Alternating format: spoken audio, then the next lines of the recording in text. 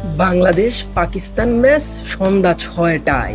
টি-20 টানা ২ ম্যাচ জিতে সিরিজ জয় করে নিয়েছে বাংলাদেশ, কিন্তু পাকিস্তানিদের তো হাহাকার। বলছেন এই পিচে খেলা হয় না, এই পিচে খেললে এশিয়া কাপ, বিশ্বকাপ, বড় টুর্নামেন্টে পস্তাতে হবে বাংলাদেশকে। দোষ দিচ্ছেন না নিজের টিমের প্লেয়ারকে। উনি হয়তো জানেন না বৃষ্টি ভেজা মাঠে ২০০ রান উঠবে না, এটাই স্বাভাবিক। আর তাও আবার মিরপুরের মাঠ, কয়দিন ধরেই ঢাকায় প্রচণ্ড বৃষ্টি।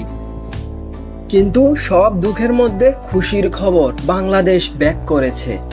কিন্তু বাংলাদেশ যখন প্রথম ম্যাচও জয় করেনি, তখনই স্টেডিয়ামে এত দর্শক হয়তো কেউ কল্পনা করতে পারেনি যে এই বাংলাদেশই তো আগের সিরিজ হেরেছিল, এই বাংলাদেশের বিপক্ষেই তো দর্শক সমর্থকদের এত ক্ষোভ। তাহলে এত দর্শক সমর্থক কেন স্টেডিয়ামে? স্টেডিয়ামে কানায় কানায় পূর্ণ। তাতেই বোঝা যায় বাংলাদেশ স্পোর্টস লাভার। ক্রিকেট হোক আর ফুটবল, মাঠের খেলায় তারা উপস্থিত থাকবেনই, সমালোচনা করবে কিন্তু পিছু হাঁটবে না। তাই বাংলাদেশ পাকিস্তানকে ২ ম্যাচ হারিয়ে যে উপহারটা দিল সমর্থকদের, তা নিয়ে বেজায় খুশি। শেষ ম্যাচ জিতে পাকিস্তানকে হোয়াইট ওয়াশ করার লক্ষ্যে মাঠে নামবে বাংলাদেশ।